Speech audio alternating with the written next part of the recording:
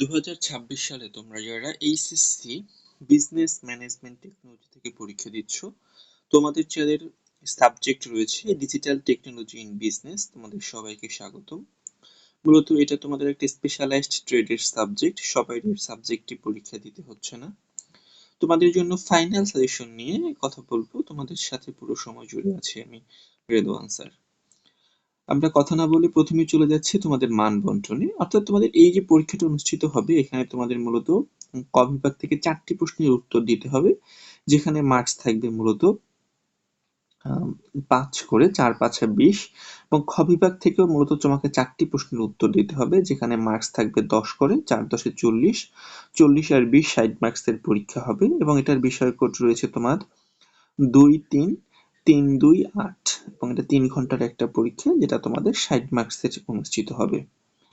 তাহলে তোমাকে বুঝতেই পেরেছো, তোমার সংক্ষিপ্ত প্রশ্ন 8টা থেকে 4টি লিখতে হবে, এবং রচনামূলক প্রশ্ন সেটা লিখতে হবে 8টা থেকে 4টি। অর্থাৎ তোমাকে টোটালি 8টি প্রশ্নের উত্তর দিতে হবে। ব্রড প্রশ্নগুলোর 4টি প্রশ্নের মার্কস হচ্ছে গিয়ে 10 মার্কস করে, এবং সংক্ষিপ্ত প্রশ্নের মার্কস হচ্ছে 5 করে। আশা করি তোমরা সিলেবাস মান বন্টন সবই বুঝতে পেরেছো। এখন আসো তোমাদের প্রথম অধ্যায়গুলো, অধ্যায় ওয়াইজ তোমাদের সাথে একটু কথাগুলো বলি, কোন কোন প্রশ্ন কিভাবে পড়তে হবে। তোমাদের যে প্রথম অধ্যায় রয়েছে সেটা গ্রাফিক্স ডিজাইন হার্ডওয়্যার ও সফটওয়্যার। এখানে প্রশ্ন ছিল গ্রাফিক ডিজাইন বলতে কি বোঝায়, গ্রাফিক্স ডিজাইনের গুরুত্ব। চাওয়া হয়েছে 3টি গ্রাফিক্স ডিজাইন সফটওয়্যারের নাম: অ্যাডোবি ফটোশপ, অ্যাডোবি ইনস্টলার এবং অ্যাডোবি ডিজাইন ইনডিজাইন। যে সফটওয়্যারগুলো রয়েছে এগুলো আজকাল অনেক বেশি ইউজ হয়। এরপরে রয়েছে তোমাদের মূলত RGB এবং CMYK, এই দুটো জিনিস বলতে কি বোঝায়। RGB, যেখানে R মানে রেড, G মানে গ্রিন, B মানে ব্লু, এবং এরকম মূলত একক রং থাকে অনেকগুলো।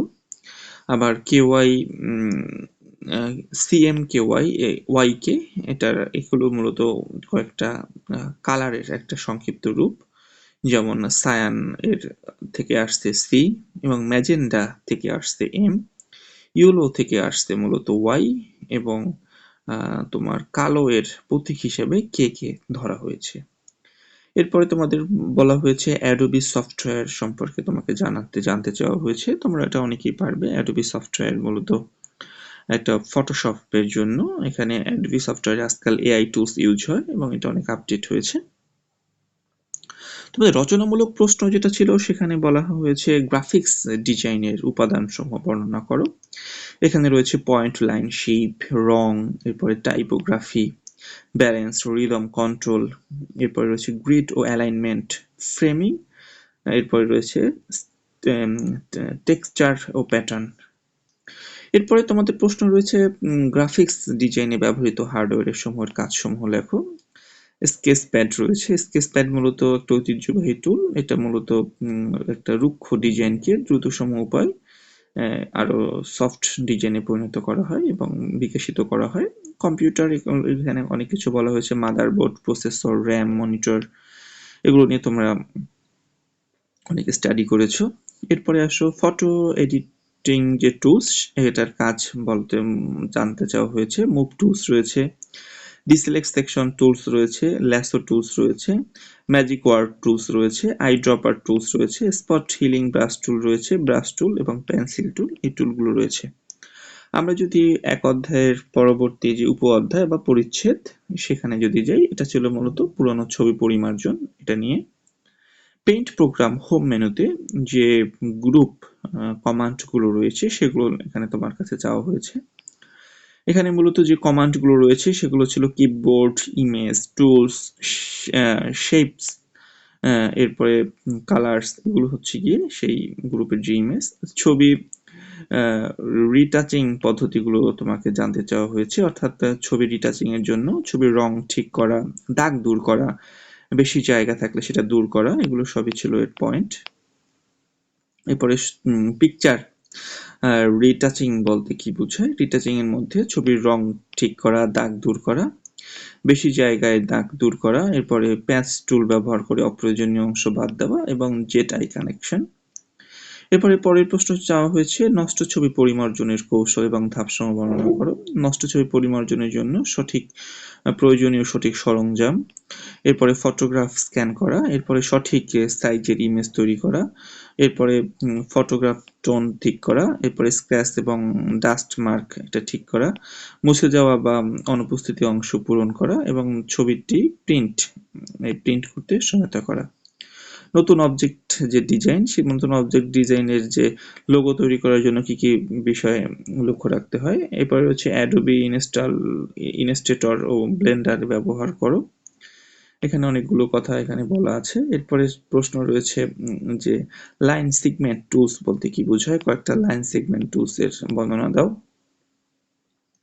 এরপরে রয়েছে মনোগ্রাম বা লেটার মার্ক এবং ওয়ার্ড মার্ক, এই দুটি সম্পর্কে তোমাকে জানতে চাওয়া হয়েছে। লোগো কাকে বলা হয়, লোগো কত প্রকার এবং কি কি, এটা ইম্পর্টেন্ট একটা প্রশ্ন লোগো নিয়ে। এরপরে দেখো তোমাকে প্রশ্ন রয়েছে গ্রাফিক্স ডিজাইনের সফটওয়্যার নির্বাচনের যে বিবেচ্য বিষয়গুলো, অডোবি সফটওয়্যার, অডোবি ইলাস্ট্রেটর, এরপরে রয়েছে ব্লেন্ডার, এরপরে রয়েছে করেল ড্র, এরপরে রয়েছে অটোক্যাড, এগুলো সবই ব্যবহার করা হয়। লোগো কি, লোগো কেন প্রয়োজন, সাধারণ প্রিন্টার এবং ফটো প্রিন্টারের ভিতর পার্থক্য চাওয়া হয়েছে। ইতিমধ্যে আমরা দ্বিতীয় অধ্যায়ে চলে এসেছি। দ্বিতীয় অধ্যায়ে তোমাদের রয়েছে ওয়ার্ডপ্রেস ভিত্তিক যে ওয়েব পোর্টাল, বাণিজ্যিক ব্যাংক এবং নগদ লেনদেন পরিচালনা। ওয়েব ডিজাইন বলতে কি বোঝায়, ওয়েব ডিজাইন তৈরির যে ধাপসমূহ। ওয়েব ডিজাইন বলতে বোঝায় একটা ওয়েবসাইট তৈরি, নকশা তৈরি করা, ওয়েবসাইট দেখতে কেমন হবে, এগুলো সবকিছু নিয়ে মূলত ওয়েব ডিজাইন। ওয়েব ডিজাইনের কিছু লক্ষ্য উদ্দেশ্য রয়েছে। এরপরে রয়েছে ওয়ার্ডপ্রেস ভিত্তিক যে ওয়েব পোর্টালগুলো রয়েছে সেগুলো সম্পর্কে ধারণা দিতে বলা হয়েছে। Blog, e commerce website, portfolio website, forum website, e learning website, এগুলো সবই হচ্ছে আমাদের মূলত অনলাইন যেগুলো অনলাইন ভিত্তিক যেরকম ওয়েবসাইট রয়েছে সেগুলো। ওয়ার্ডপ্রেস কি, ওয়ার্ডপ্রেসের কিছু সুবিধাগুলো জানতে চাওয়া হয়েছে। ওয়ার্ডপ্রেস হচ্ছে কি একটা জনপ্রিয় সিস্টেম যেখানে কোডিং ছাড়াই একটা ওয়েবসাইট বা ব্লগ তৈরি করা যায় এবং এটা ফ্রি মূলত ওয়ার্ডপ্রেস। এখান থেকে টোটালি একটা সহজে একটা ওয়েবসাইট তৈরি করতে পারো। অন্যান্য ওয়েবসাইট তৈরি করতে গেলে তোমাকে যে ডোমেইন রেঞ্জ, এগুলো ডোমেইন হোস্টিং, এগুলো টাকা দিয়ে কিনতে হয়, কিন্তু তুমি ওয়ার্ডপ্রেস থেকে একটা ফ্রি একটা ওয়েবসাইট ইজিলি খুলতে পারো। এরপরে তোমাকে বলা হয়েছে সিএমএস বলতে কি বোঝায়, সিএমএস এর বৈশিষ্ট্য, যাকে বলা হয় কন্টেন্ট ম্যানেজমেন্ট সিস্টেম, যাকে বলা হয় সহজে সিএমএস। সিএমএস এর বেশ কিছু কাজ রয়েছে। এরপরে রয়েছে ই লার্নিং ওয়েবসাইট এবং ফোরাম ওয়েবসাইট বলতে কি বোঝায়, ওয়েবসাইট রক্ষণাবেক্ষণ কেন প্রয়োজন, ওয়েবসাইটের যে ডিজাইনে ডিটিএলএম অর্থাৎ ডিটিএমএল বলছে হাইপার টেক্সট মেকআপ ল্যাঙ্গুয়েজ, অর্থাৎ একটা যে ভাষা থাকে সেই ভাষাকে বলা হয় মূলত এই এইচটিএমএল, যাকে বলা হয় হাইপার টেক্সট মেকআপ যে ল্যাঙ্গুয়েজ, সেটা ওই যে আমরা যে লিঙ্ক বলি মূলত এটাই হচ্ছে এই জিনিসটি, অর্থাৎ এইচটিএমএল, অর্থাৎ আমরা যখন দেখি যখন তোমাকে কেউ লিঙ্ক পাঠাতে বলে, লিঙ্কটাই মূলত হচ্ছে এইচটিএমএল। এরপরে ওয়ার্ডপ্রেসের সিএমএস ব্যবহারের অসুবিধাগুলো জানতে চাওয়া হয়েছে। এরপরে সিএমএস সফটওয়্যারের বর্ণনা চেয়েছে তোমার পরের প্রশ্নে। আমরা যদি পরের অধ্যায়ে চলে আসি, পরের অধ্যায়ে তোমাদের জন্য রয়েছে মূলত ওয়েবসাইট ডিপ্লয়, অর্থাৎ ওয়েবসাইট ডিপ্লয়, ওয়েবসাইট হোস্টিং বলতে কি বোঝায়, হোস্টিং এবং ব্যান্ডউইথ বলতে কি বোঝায়, এই প্রশ্নগুলো তোমরা পড়ে নিও। এরপরে তোমাদের জন্য রয়েছে মূলত ডিপ্লয় এবং ব্যান্ডউইথ কি, এরপরে ভার্সন কন্ট্রোলারের প্রয়োজনীয়তা এবং কার্যকারিতা চেয়েছে এখানে। এরপরে রয়েছে ফায়ারওয়েল বলতে কি বোঝায়, ফায়ারওয়েল বলতে বোঝায় একটা শক্তিশালী এবং ফায়ারওয়েল সিকিউরিটি সিস্টেম যেটা তোমার ডিভাইসগুলোকে সেফ রাখবে, অর্থাৎ কোনো প্রকার যে ভাইরাস আছে সেগুলো থেকে কম্পিউটারকে সেফ রাখার জন্য ব্যবহার করা হয়। এরপরে রয়েছে ফিশিং ও রান স্প্যামওয়্যার বলতে কি বোঝায়, এগুলোর উদাহরণ দাও। অর্থাৎ ফিশিং বলতে বোঝায় সে সকল যে ফেক ওয়েবসাইট, অর্থাৎ তোমাকে দেখতে একই রকম হবে কিন্তু সেটা টোটালি একটা মিথ্যা বা একটা ফলস ওয়েবসাইট। এরপরে প্রশ্ন হচ্ছে এইচটিটিপি বলতে কাজ কি, এইচটিটিপির কাজ কি। এরপরে জিইটি মেথড বলতে কি বোঝায়, জিইটি মেথডের যে অ্যাডভান্টেজ গুলো চাওয়া হয়েছে এখানে। এরপরে ওয়েবসাইট রক্ষণাবেক্ষণ কেন প্রয়োজন, ওয়েবসাইট রক্ষণাবেক্ষণের যে রেজিস্ট্রেশনের যে প্রক্রিয়াগুলো রয়েছে সেগুলো চেয়েছে। টপ লেভেল ডোমেইন বলতে কি বোঝায়, টপ লেভেল ডোমেইনের কিছু সুবিধা অসুবিধা বলা হয়েছে। কন্ট্রোল প্যানেল এডমিনের কাজ কি। এরপরে সি প্যানেল দ্বারা কন্ট্রাক্ট ম্যানেজমেন্ট এর বর্ণনা চেয়েছে। এরপরে হচ্ছে সি প্যানেল নিরাপত্তা বিধানের জন্য সংক্ষিপ্ত বর্ণনা। এরপরে রয়েছে ফায়ারওয়াল বলতে কি বোঝায়, এগুলো অনেক ইম্পর্টেন্ট। কন্টেন্ট সংস্থার ধাপসমূহ চেয়েছে। ওয়েবসাইট ব্যবস্থাপনা বলতে কি বোঝায়, ওয়েবসাইট ব্যবস্থাপনার যে কাজগুলো সেগুলো জানতে চাওয়া হয়েছে। এরপরে ডুপ্লিকেট কন্টেন্ট এর সংক্ষিপ্তভাবে আলোচনা করো।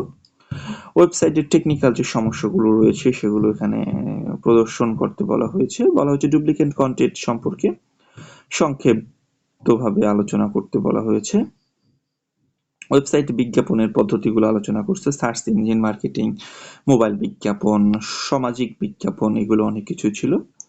এরপর এসইও এর প্রয়োজনীয়তা, এগুলো তোমাদের জন্য অনেক ইম্পর্টেন্ট চলতি বছরের জন্য। এখানে বেশ কিছু পয়েন্ট রয়েছে। সেলস বৃদ্ধি, কাস্টমার সার্ভিস এর মান উন্নয়ন, প্রতিযোগিতার থেকে এগিয়ে থাকা, ব্যবহারীদের জন্য সন্তুষ্টি লাভ, ব্র্যান্ড ভ্যালু চালু এবং টার্গেটেড ভিজিটেড লাভ, এগুলো সবই ছিল এসইও। এসইও অর্থাৎ তোমাকে সার্চিং ইঞ্জিন করে তোমাকে যেটা পাবলিক বেশি সার্চ দেয় সেটাকে তুলে ধরাই হচ্ছে এসইও। এই ছিল তোমাদের জন্য সাজেশন। তোমাদের পরবর্তী পরীক্ষাগুলো ভালো দাও এই কামনায় তোমাদের সাথে বিদায় নিচ্ছি। আল্লাহ হাফেজ।